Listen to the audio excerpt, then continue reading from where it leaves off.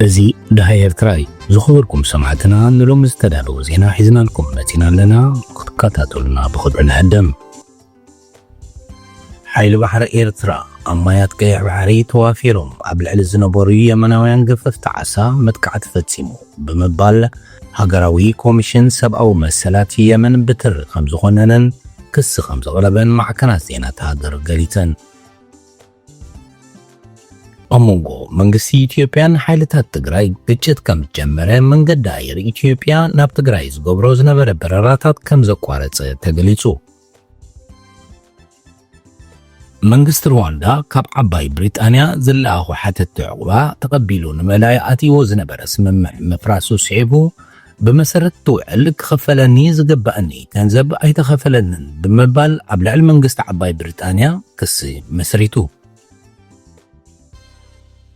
تركي إيران أمريكان قدان بسلامة ومنقد تخفتها تصويعا بريزيدنت روسيا فلاديمير بوتين حبرات إمارات عرب إن روسيا كبحراب زلعلت وسانيت مشارق تهاجر مخانا تزاريبو أرستاتيوهم كسوم من سنيخم زرزراتو يسعب منغست رواندا كاب عباي بريطانيا زلاخو حتى التعقبة تقبلون ملايقاتي وزنبر اسم مفراسو سعيبو بمسرت توعلك خفلني زقبأني كنزب أي تخفلنن بمبال عبل المنغست عباي بريطانيا كسي مسريتو رواندا نزخسيز مسرتتو اب نيزرلاندس اب زركب بيت فردي مكراخري منغست رواندا عباي بريطانيا قلحت التعقبة ناب رواندا نملأخ بوعل زأتو تقال كتفت اماي قالتن زبلي أبز حلف بعقباويان منغست عباي بريطانيا تفرمو زنبر سممع رواندا نتقبلهم حتى التعقبة منبرن يكونوا متهاجر زدقف جنزب كاب عباي بريطانيا قوها باز زينيرو يكون مبرنا حجي قدامي منستر عباي بريطانيا كير ستارمر أقلتشان 24 نفس سلطان دحر ممصو نتسممع بوغ إذا قارو غوينو منستر قدايات وطا عباي بريطانيا بوغونو اتن رواندا قوها بتحاسيبو زنبرة 320 مليون باوند كفليت كم زي فتسامي كيرو منغست رواندا بزعبا زقداي كبي بي سي نزغربلو حطو قدتاو ملاش ايهابن يخون امبر منستر قدايات وطا تهاجر بزعبا تقداي نمردا اب غازيتا رواندا نيوز تايمز لوطا صحف كموكس طبيسو اب غازيتا خمسة صحفة اتزغربا خسي افصاصما حدا بسممع زتاتو قال زملكاتي اتزنبر منغست عباي بريطانيا نتي بوليسي رواندا نمسلات استات 700 مليون باوند وطا زغبر خوينو كابزي 390 مليون باوند رواندا زتخفلي زي امونغو خلتين هاجرات زنبرات سممع بناشتو جعلابو ناب عباي بريطانيا خاطفو زفوتنو سدتنياتات نمقتا زعلم خوينو يخون امبر اتسممع ناب تقبار قابزاتو بدليتهم ناب رواندا زتملسو سبات 4 ترايم نيروم قدامي منستر كير ستارمر بارتي ليبر عمريكا مسعارة نت مدب زموتن زتقبرن كبل كم زغولتو يذكر اتوعل رواندا تغن عباي بريطانيا زخون أكل نتخالق أكل بتصحب بمفلات نتوعل كوكوارتو غمزغل زفكد عنكت زحزينيرو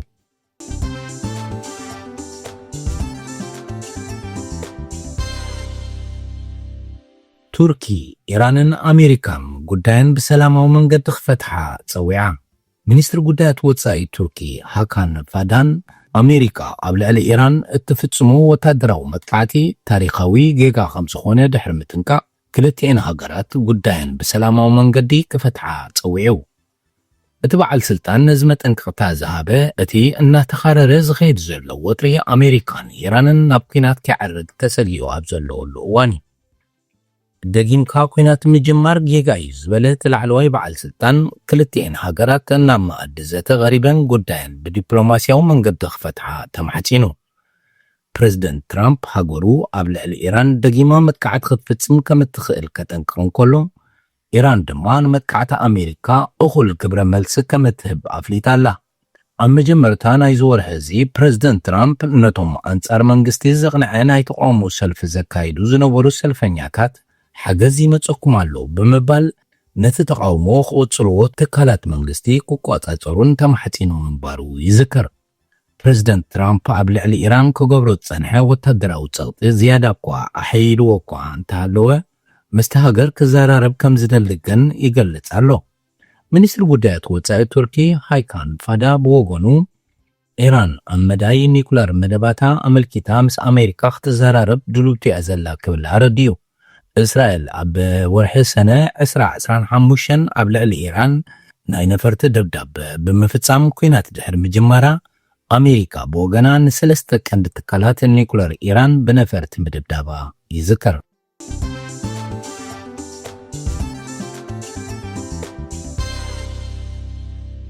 ፕሬዝደንት ሩሲያ ቭላድሚር ፑቲን ሕብራት ኢማራት ዓረብ ንሩሲያ ካብ ዓረብ ዝለዓለት ወሳኒት መሻርክቲ ሃገሩ ምዃና ተዛሪቡ ፕሬዝደንት ፑቲን ነዚ ዝገለጸ ፕሬዝደንት ሕብራት ኢማራት ዓረብ ሼኽ መሐመድ ቢን ዛይድ አልናህያ ሎሚ ሞስኮ ዝኣተወሉ እዋን ንፕሬዝደንት አልናህያ ኣብ ሞስኮ ድሙቕ ኣቀባብላ ዝተገበረሉ ኮይኑ እቲ መብጻሕ ኣብ ውሽጢ 6 ኣዋርሕ ንኻልኣይ ግዜ ናብ ሩሲያ ዘካይዶ ዘሎ ዑደት እዩ ዕላማ ዝምብጻሕ ሃገሩ ምስ ሩስያ ዘለዋ ምሕዝነትን ርክብን ብዝበለጸን ምጥንኻር ምዃኑ ድማ ተሓቢሩ ዘሎ ፕሬዝደንት ሼኽ መሐመድ ቢን ዛይድ ኣብ ዝሃቦ ቃል ምስ ሩስያ ዘለና ርክብ እነጠናኽሮ ንኽልቲኡ ወገናት ጠቓሚ ዝኾነ ስትራቴጂካዊ ዕላማታትና ንምሕዋት ኢሉ ወሲኹ ድማ ርክብ ክልቲአን ሃገራት ካብ 50 ዓመታት ንላዕሊ ዝጸንሐ ታሪኻዊ ምሕዝነት ምዃኑ ኣዘኻኺሩ ቅድሚ 6 ወርሒ ኣብ ሞስኮ ኣብ ዝገበሮ ዑደት ኣብ ንግድን ኢንቨስትመንትን ብሓባር ንምስራሕ ተሰማሚዖም ከም ዝነበሩ ዝገለጸ ፕሬዝደንት ሕጂ ድማ ነቲ ስምምዕ ንኽልቲአን ሃገራት ናብ ዝጠቅም ነባሪ ልምዓትን ምስግጋር መደብ ከም ዘለዎ እዩ ኣረድዩ ብተመሳሳሊ ፕሬዝደንት ፑቲን ሃገሩ ምስ ሕብራት ኢማራት ዓረብ ኣብ ዓውድታት ኢኮኖሚ ትምህርቲ ቱሪዝም ርክብ ህዝቢ ምስ ህዝብን ብሓባር ምስራሕን ድልውቱ ምዃና ከም ዝገለጸ አልአይን ኒውስ ጸብጺቡ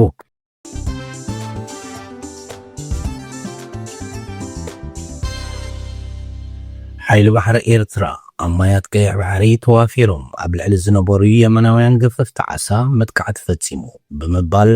ሃገራዊ ኮሚሽን ሰብኣዊ መሰላት የመን ብትር ከም ዝኾነንን ክስ ከም ዘቕረበን ማዕከናት ዜናት ሃገር ገሊፀን ብመሰረት እቲ ዝተዋህበ መግለፂ ኮሚሽን ኣባላት ሓይሊ ባሕሪ ኤርትራ ኣብ ልዕሊ 50 ዝኾኑ የመናውያን ገፈፍቲ ዓሳ ብዝኸፈትዎ ተኹሲ ሓደ ሰብ ክቕተል እንከሎ ሓያሎ ቆሲሎም ኣለዉ ኤርትራ ማያዊ ግዛእታ ብዘይፍቓድ ሰጊሮም ንዝኣትዉ ገፈፍቲ ዓሳ ይኹኑ ካልእ የመናውያን ይኹኑ ዜጋታት ካልኦት ሃገራት ከም ተኣስር ዝፍለጥ ኮይኑ ኣብዚ ሕጂ ዝጥቀስ ዘሎ ጉዳይ ግን ብወገን ኤርትራ ዝተዋህበ መግለፂ የለን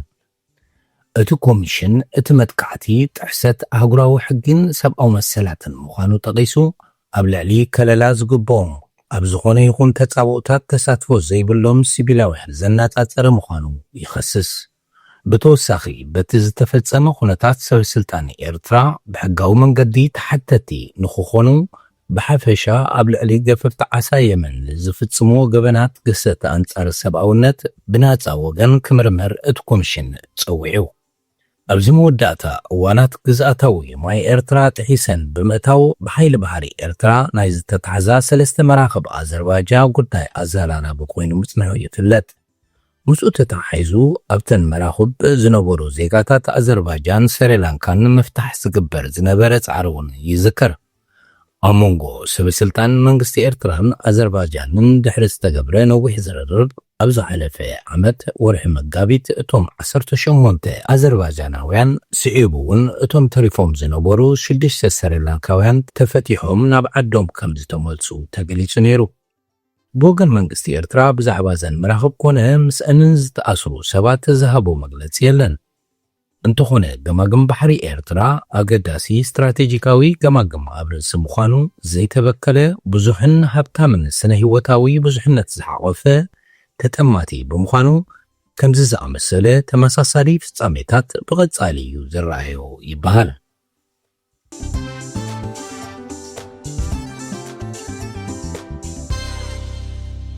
ኣሞንጎ መንግስቲ ኢትዮጵያን ሓይልታት ትግራይ ግጭት ከም ጀመረ መንገዲ ኣየር ኢትዮጵያ ናብ ትግራይ ዝገብሮ ዝነበረ በረራታት ከም ዘቋረጸ ተገሊጹ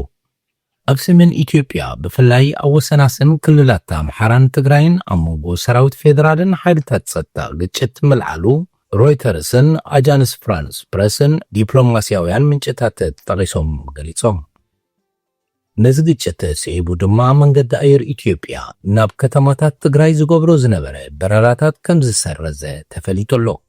እቲ ግጭት ካብ መጀመርያ ናይዚ ሰሙን ኣብ መንጎ ክልቲኦም ወገናት ክካየድ ከም ዝጸንሐ ዝሓበሩ እቶም ምንጭታት ብፍላይ ኣብ ጸለምትን ምዕራብ ትግራይን ተባሂሉ ዝጽዋዕ ቦታ ተጠናኺሩ ይቕጽል ምህላው ተሓቢሩ። AFP ሓደ ስሙ ክግለጸሉ ዘይደለየ ዲፕሎማስያዊ ምንጭ ጠቒሱ ከም ዝገለጾ ሓይልታት ትግራይ ምስ ሰራዊት ኢትዮጵያን ምልሻታት ኣምሓራን ይዋግኡ ከም ዘለው ኣረጋጊጹ። ሓደ ናይ ጸጥታ ምንጭ ብወገኑ ኩነታት እናተጋደደ ይኸይድ ኣሎ ክብል ገሊጹ። ይኹን እምበር ሎሚ ሐሙስ ዘሎ ኩነታት ብዝርዝር ንምፍላጥ ዝተገብረ ጻዕሪ ንምፍላጥ ከም ዝተሸገሩ እቶም ምንጭታት ሓቢሮም ኣለው። ምዝ ግጭት ብዝተተሓሓዘ መንገዲ ኣየር ኢትዮጵያ ሎሚ ሐሙስ ጥሪ 29 ናብ ኩለን ከተማታት ትግራይ ዝገብሮ ዝነበረ በረራ ካብ መደብ ወፃእ ብዝኾነ ምክንያት ብዝብል ምክንያት ከም ዘቋረጾ ንዓማዊሉ ብዘለኣኸ ሓፂር መልእኽቲ ኣፍሊጡ።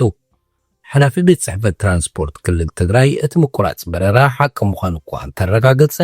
ምክንያት ምቁራጽ እቲ በረራ ግን ከም ዘይፈልጥ ሓቢሩ ኣሎ። ድሕሪ ምቁራጽ በረራ ስዒቡ ኣብ ከተማ መቐለ ልዑል ስግኣት ከም ዝተፈጥረ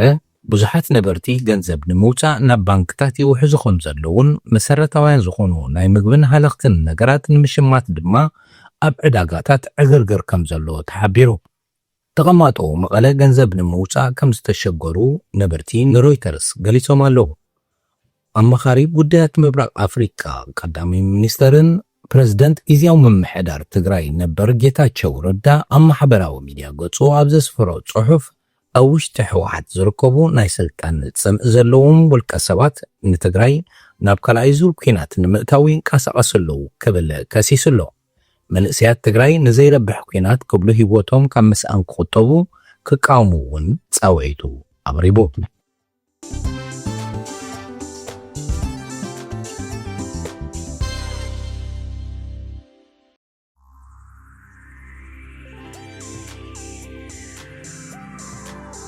ክቡራት ሰማዕትና እዚ ክትከታተልዎ ዝጸናሕኹም ንሎም ዝተዳለወ ዜና እዩ ነይሩ። ኣብ ዝቕጽል ብኻልእ ትሕዝቶ ክንራኸብ ኢና። ክሳብ ሽዑ ግን ሰላም ምስ ኩሉና።